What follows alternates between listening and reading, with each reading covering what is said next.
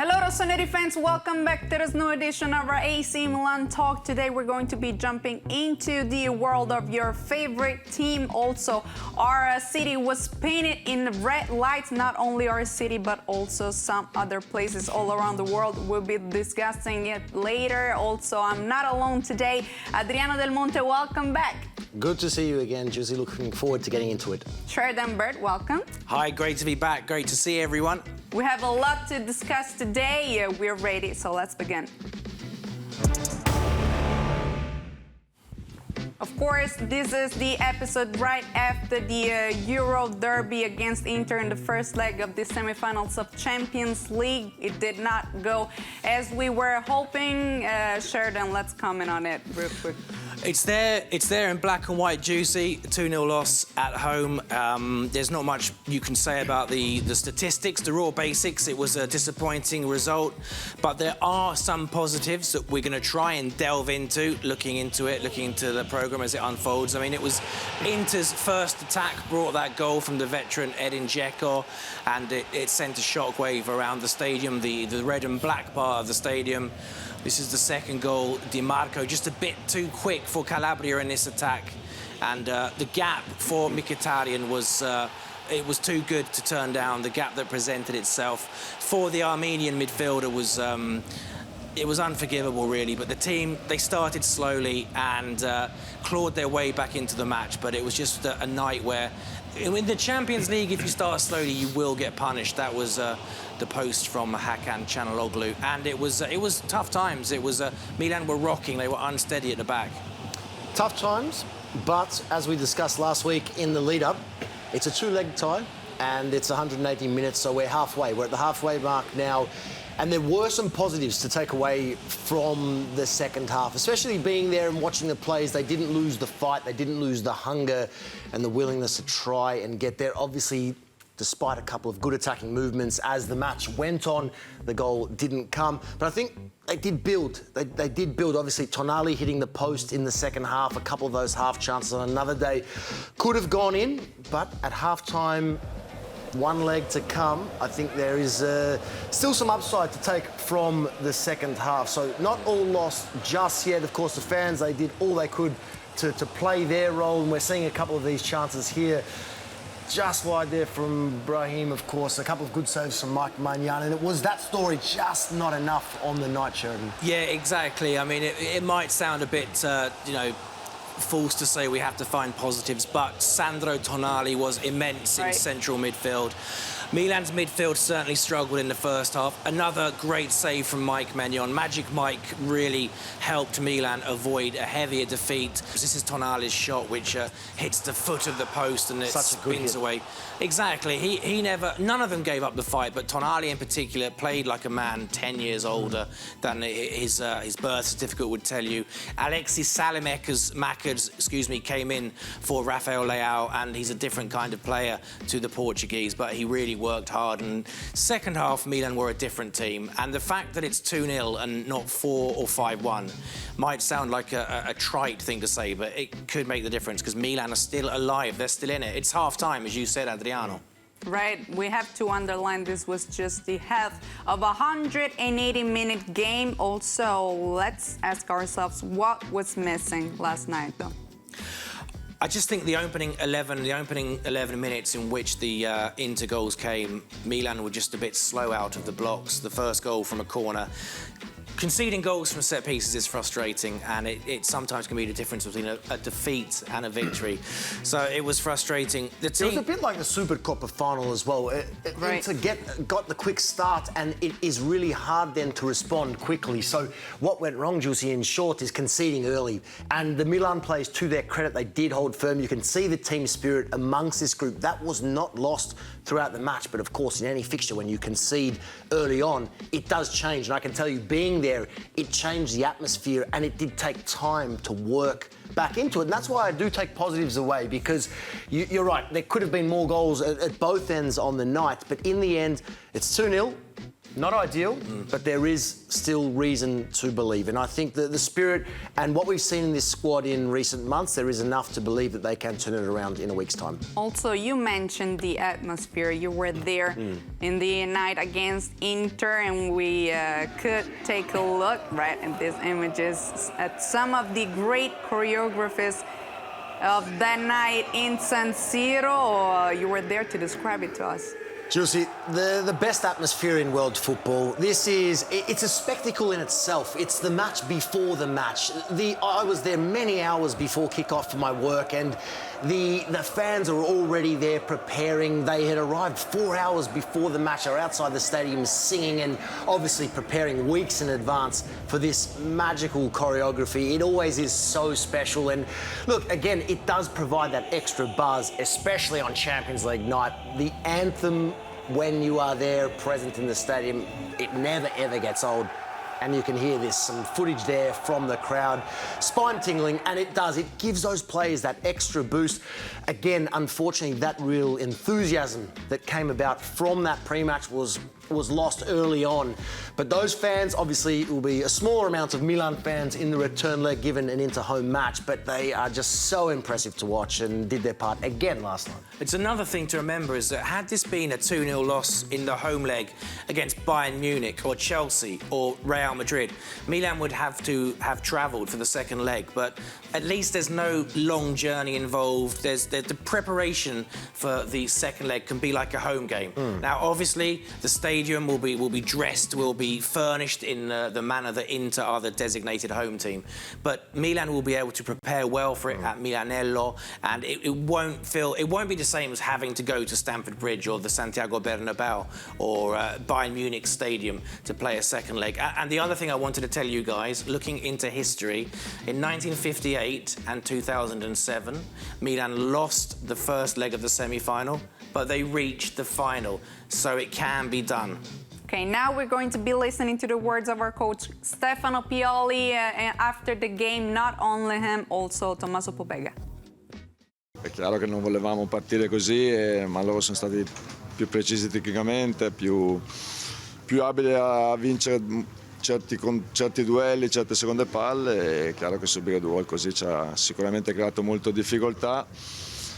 Dopo abbiamo reagito bene, sicuramente abbiamo giocato un buonissimo secondo tempo, ma purtroppo non siamo riusciti a trovare quel gol che ci avrebbe dato ancora più spinta per cercare più di rimediare questo risultato. Onestamente non è che potevamo contenere il 2-0, volevamo cercare di far gol, volevamo cercare di riprendere la partita e abbiamo avuto anche gli episodi per riprendere la partita. Credo che dobbiamo assolutamente ripartire dal secondo tempo, poi è chiaro che dobbiamo mettere in campo fra 6 giorni una prestazione sicuramente di un alto livello di qualità, di un alto livello di attenzione, di un alto livello in tutto, perché è chiaro che insomma, se vogliamo riprendere un risultato così, e credo che ne abbiamo possibilità, dobbiamo giocare sicuramente meglio. È giusto che siamo delusi, perché volevamo una prestazione diversa e volevamo un risultato diverso, non ci siamo riusciti, quindi questo però ci deve aiutare a trovare tutte le energie, tutta la determinazione, tutta la volontà possibile per ribaltare questo risultato negativo. Il campionato è molto importante, così come la Champions, quindi cercherò di fare le scelte migliori per giocare bene, per cercare di vincere la Spezia e poi dopo per cercare di ribaltare questo risultato. Sicuramente non siamo riusciti ad approcciarla come volevamo. Non abbiamo messo subito in partita quello che avevamo preparato in questi giorni, quindi c'è rammarico di questo. Poi il secondo tempo abbiamo cercato di reagire, portare qualche episodio a nostro favore, ma siamo stati poco precisi, poco lucidi e quindi non abbiamo inciso. Forse per noi giocheremo subito, vorremmo giocare subito al ritorno per mettere in campo tutto quello che abbiamo e cercare di ribaltare questa partita. Assicuro da domani dobbiamo pensare, preparare meglio la partita di Spezia perché è insidiosa, uno stadio insidioso che può portare diverse difficoltà, però dobbiamo cercare di prepararla il meglio possibile e affrontarla al massimo.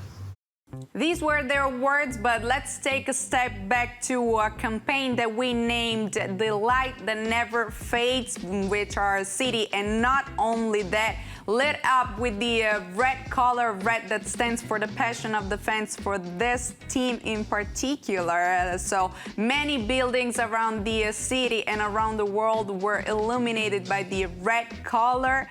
And also, what do you think about that? Yeah, it's striking to see so many attractions, or even people's private homes with the hint of red, and it was a really nice initiative. A simple. Here, Istituto dei Ciechi di Milano headquarters, also here in Milano Convention Center. It looks fabulous. It looks intimidating. It looks imposing.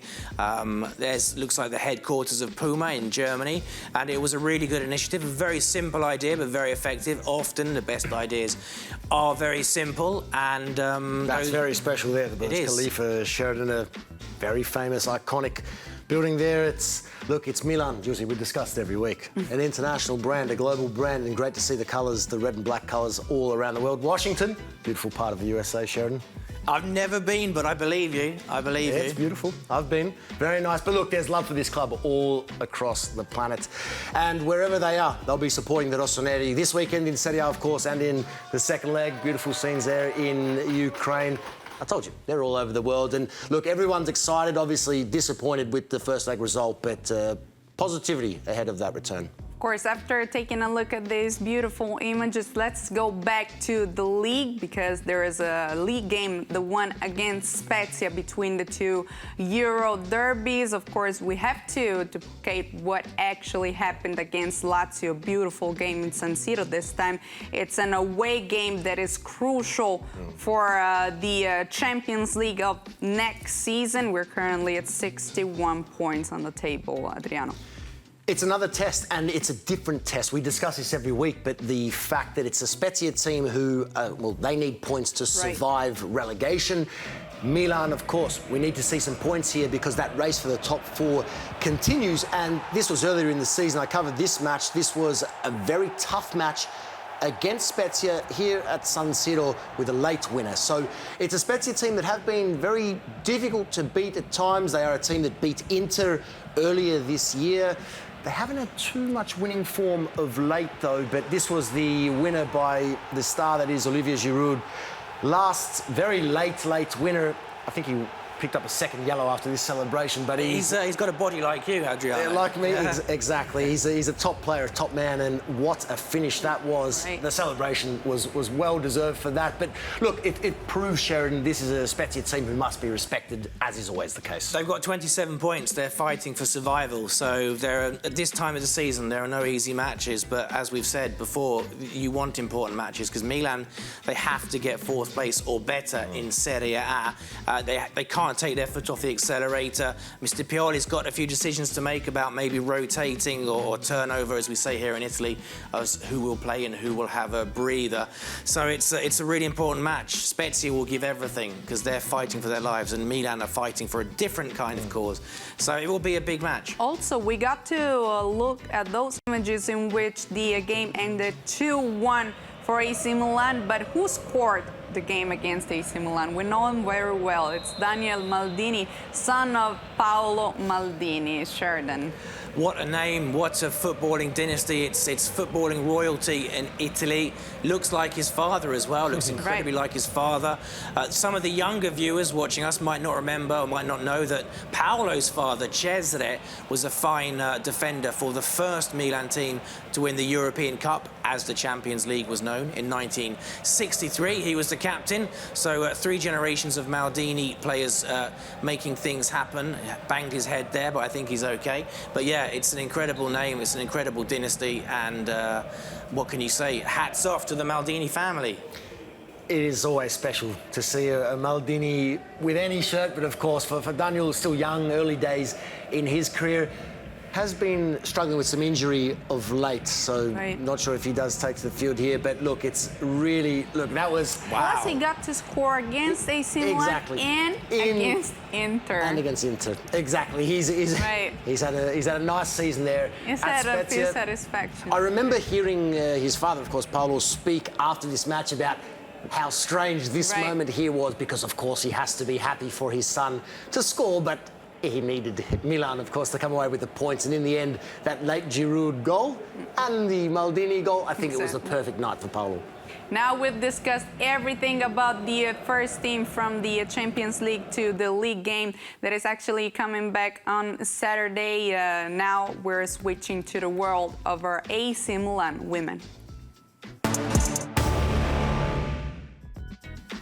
A draw against Fiorentina, 1-1 result, Sheridan. It keeps Milan in third place, and I think the target for this season is to finish in third place, which is a really impressive result considering the first half of the season didn't go particularly smoothly. Fiorentina are a very good team as well, and it was a very competitive match. It was quite a dramatic match as well. It was by no means an easy fixture for Mr. Gantz's side.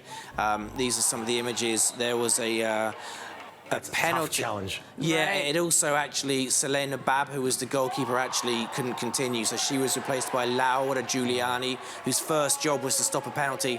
She got her hand to it, but she couldn't stop it going into the net. If you look there, it was almost a wonderful save from Laura, but she wasn't able to do it. And then Milan did equalise, and it was a good performance in the unfamiliar white shirts and black shorts, in case you're struggling to pick them out in this match. But this is Christy Grimshaw who laid it off, and then it was Chantal Dompig with her second goal in 2 weeks. Back after an injury. What an impact she's made. She's been fabulous. She's been really impressive. This is great work. It wasn't Christy Grimshaw, forgive me, it was Kamila Dubkova. Laid it off, and that's a rifled shot, isn't it, Adriano? A nice finish, and again, another good result. I love, we've discussed this, but I love the new format here in Serie A, because I think the Milan women are going to go into next season with these last 8 fixtures against top opponents, quality. They will be better for it, and coming into next pre-season, they're going to really be in some good touch going into the new season, and I really love the shift that we've seen, and as a result, Milan now playing some really consistent football up to third, and that has to be the objective now, finishing the top 3. Right, we stay third actually in the table, and the next match for our women will be the one against AS Roma. It's the third time we will be meeting them, and the last 2 times it ended in a 3-1 result. It's the time to raise our heads back up. It's tough playing the newly crowned champions of Italy, AS Roma, who have been really good this season. It won't be easy. This, I believe, is the cup match that Milan almost took it to extra time, but Roma just overpowered the Rossonere. It will be a really difficult match. Roma, I don't get the impression that they're going to take their feet off the accelerator either. They're champions and they want to finish the season on a high. So it's a massive test. That was the goal from Valeri Vigilucci, which momentarily gave the Rossonere hope. It's off the deflection. Sofia, and then it drops to her and stabs it in. Simple goal. But it will be a real test. But a result against Roma would certainly help Milan's cause to tie up third place. Will be a test, but these are the tests you want. And of course, those couple of meetings in the Coppa Italia semis, Jussi, I think they'll be well prepared against this team, having played them very recently. Now we're jumping into the last topic of our episode, the under-19, to discuss everything that we've seen in the last days. An important result for our under-19 in the direct clash against Napoli, 1-1. Sheridan. It was a strange match. The second half was one-way traffic, really, in favour of Milan. But they were unable to get the result, get the victory. An entertaining match. Napoli took the lead through an ex-Milan player, Leonardo Rossi. So it was a bittersweet scorer, let's say, for Napoli. But Milan managed to peg them back with a goal that we'll see shortly. But it was a good performance by Ignazio Abate's youngsters. In the second half, it was basically all Milan, but they couldn't make the most of it. This is the opening goal. Leonardo Rossi, perhaps the marking wasn't the best there. He was in oceans of space, Adriano, I think you'd agree. I would. But they responded. And look, it's a Milan team that we know have improved continually as the season's gone on. And look, a handful of matches still to play. They got themselves back into this with Oh, that was a close effort there, but they got themselves back into this match here. And with those handful of matches to come, off the back of the semi-finals appearance in the UEFA Youth League, off the back of a really good result recently against the, well, league leaders and eventual champions, I guess, in Lecce, there are a lot of positives to take away. Let's just hope in these remaining fixtures they can consolidate themselves in the top half of the table. But here's a penalty save there, follow-up in 1-1 how it finished, and another point as we head into these final rounds of the season, Juicy. Also, we get to take a look at a graphic on the last games of our under-19 weekend coming in together. This is the final rush. Sheridan. Yeah, some huge fixtures there. They're all matches that Mr. Abate will prepare the team to win because, as Adriano said, it's been a really good season. The European campaign was brilliant all the way through. The domestic campaign faltered a bit, but after Christmas they put together some good form.